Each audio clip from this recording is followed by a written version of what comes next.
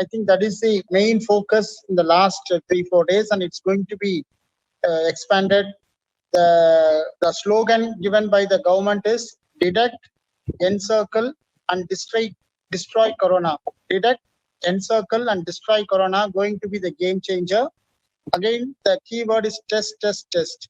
I will just go back how we started, because initially, in government in India, we have a Ministry of Health and Family Welfare and the ICMR. They have been giving the guidelines, whom to test, how to test, like that.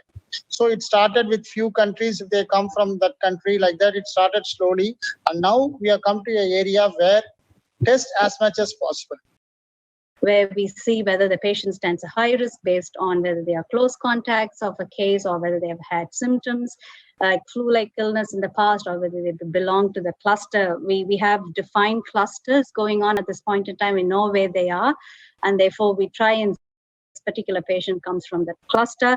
And also depending on the type of surgery that we are performing, and any upper endoscopy surgery means high risk, needless to say, and therefore we go for full PPE. And also mindful about the availability of PPE, we try to minimize as much as possible to patients who are at high risk, and to certain surgeries that definitely require a PPE. We made sure that the ICU spaces were made available to patients who were admitted to the hospital, full stop. Then we made sure that we had only 3 operating theaters in each hospital.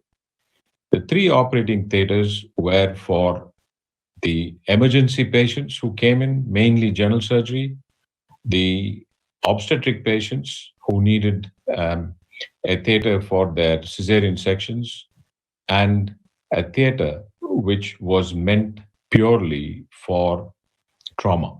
So we had 3 operating theaters only functional.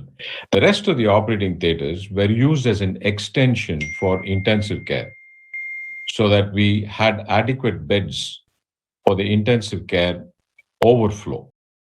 Well, we have right now 5 candidate vaccine. All of them are in phase 1 trial, and a couple of them are from US. And then we have more. I think that in this phase, many biotech companies as well as research institutes are actually going in a fast direction to get a vaccine, one or the other vaccine. So there are more than 60 companies institution and companies are working on vaccines. And to start with, the 2 vaccines that US is developing, one is an mRNA novel lipid nanoparticle vaccine. This is a collaboration from Moderna company in US with NIH, National Institute of Health.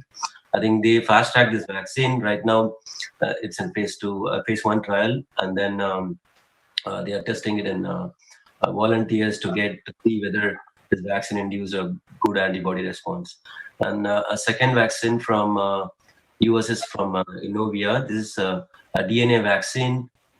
They plan to use a DNA to see that they elicit a good antibody response. Another 3 vaccines from China, where they're advanced with adenovirus vaccine.